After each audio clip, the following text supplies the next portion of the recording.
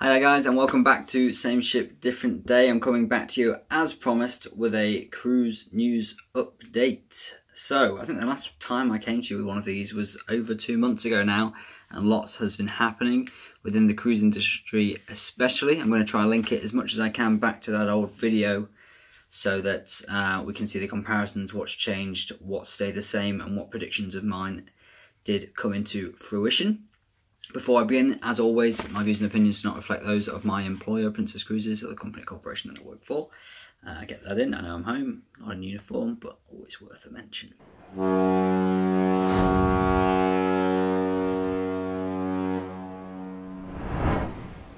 Let's start then, moving through the industry, but first I want to touch on CMV. If you remember them, I mentioned that they just had issues acquiring funding, and then unfortunately it did come into fruition that in July they went into administration, and so it did look to be the end of CMV. However, good news, in the last couple of days they've announced that the former boss is looking to purchase, or is already purchasing, parts of CMV, so that we may see CMV come back when and if the cruise industry comes back in the future. So that's good news. Pacific Pearl, now CMV Columbus, we may still see her sail. So talking of the cruise industry coming back, MSC are currently cruising with their Grandiosa ship, MSC Grandiosa, and they have got that one ship running on a 7-day cruises within the Mediterranean. Very good and very promising news. I think they've completed 2 sailings now. How they're doing it, from what I've heard, is they're having everybody tested as they go onto the ship, which may be time consuming, however it seems to be working. They did on the 2nd sailing have one person test positive, and then therefore denied boarding for all 15 of that group of passengers. I believe they were from France. All passengers can only be from the Schengen zone. That restricts who can go where, but that comes into play and helps out a lot with what countries they can then go to visit.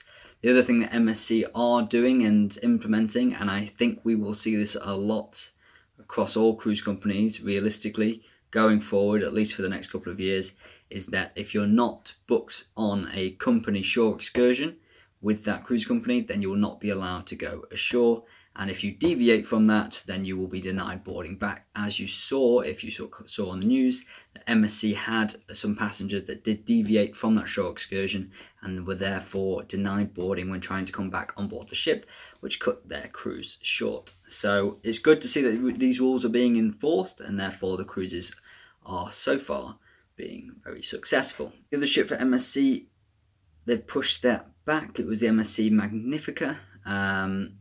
So they've decided to push that back until mid-September. This was because a lack of demand, so they say.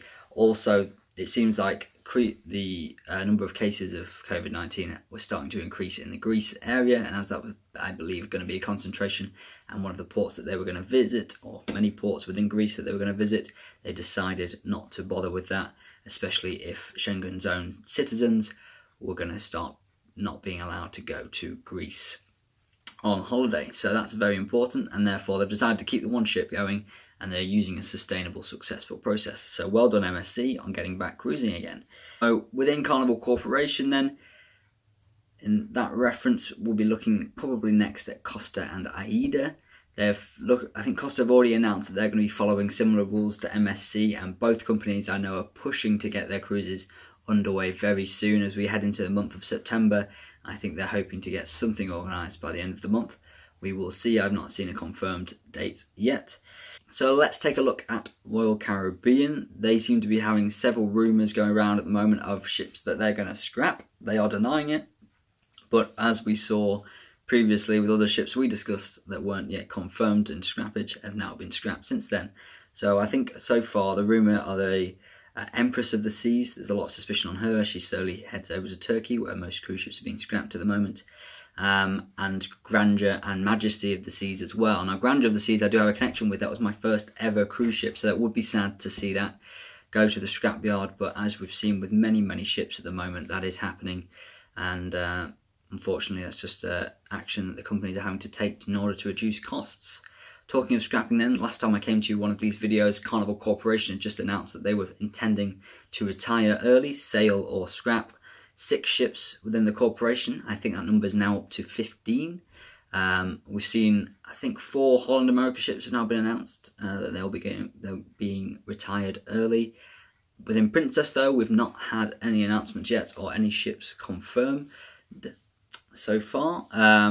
Perhaps we will see something go from Princess. I've, again, not had anything confirmed at all or even heard a rumour about it, but the older ships you are likely to think about getting rid of, especially when things are happening like world cruises, which is the reason you tend to keep the older, smaller ships in the company. The world cruises are being cancelled very frequently now. It's just not practical to continue with world cruises at the moment, whilst countries are continuously denying people entrance all over the world. So the planning for that would just be an absolute disaster. So I think at the moment the ones that have just been cancelled are the Island Princess World Cruise and the Pacific for 2021 next year, which is a real shame because I know the Island Princess was preparing for that. I was actually still on board the island when we started the planning process, and I was actually the guy, unfortunately, that received all the sailing directions, all the nautical publications that then had to be updated in order to plan for those cruises. So I also feel sorry for the voyage planning officer on the Island Princess. I'm sure he spent many hours planning those voyages and putting routes together, which unfortunately now are not going to be used. But I also feel a little bit sorry for myself for all those corrections that I had to do in order to start planning for that. So it'll be interesting now to look forward to what we are going to be doing in terms of cruises whenever we do come back. And it looks to be at the moment mainly out of Europe, especially ports such as Southampton. I think a lot of the Princess ships and all cruise ships around the world will be moving up into Europe and Northern Europe.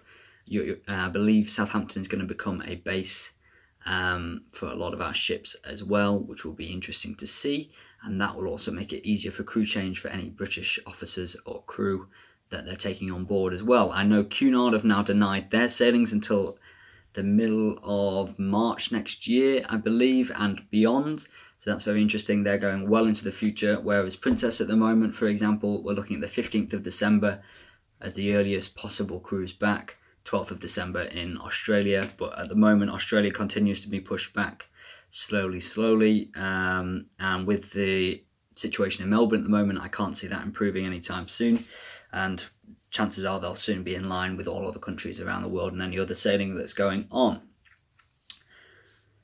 Looking at Princess then, when we do come back, from what I've heard so far, it's going to be a gradual introduction, just the same as MSC, maybe one ship at a time. We'll see, looking at the end of December, hopefully getting some Christmas and New Year cruises out. But again, nothing confirmed yet. That's only fingers crossed that we can get cruising again. Most of the cruise lines now as well have cancelled through to November, such as Royal Caribbean. So unless cruise companies are going to be having ships in the Med and Europe, especially ones with connections as good as MSC's, then it's highly unlikely you're going to see many sailings before 2021. Certainly not in large number or volume. I'm not sure how the cruisers are feeling, if they want to go back to sea. I know many do. Many of you who watch this channel do want to go back sailing as soon as possible, but also you've got to work it into livelihoods, lifestyles, and this new world situation that we have ongoing at the moment. A lot of people are losing their faith not only in cruising but in travel in general. So it will be interesting to see. I myself have just booked a little vacation over to Turkey actually, so maybe I'll see some of these ships going up there to be scrapped. But now I'm going to be in Turkey for 10 days, which will be very nice indeed. Going to get some sun, as you can probably tell with how dark it is. The summer is pretty much over here in the UK. The weather's not great and the nights are pulling in already. That's my update for now. I hope I didn't throw too much information at you, and hopefully you will be able to follow what I was saying. If you do have any further questions, let me know, and I'll probably I'll probably come back to you with an update in the coming weeks for the bit more news as and when I hear it.